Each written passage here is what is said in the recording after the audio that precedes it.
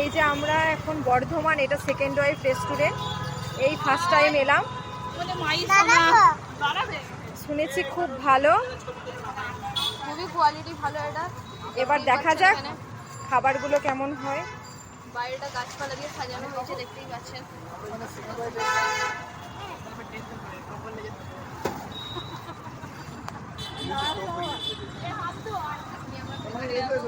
এই যে আমরা এসেছি,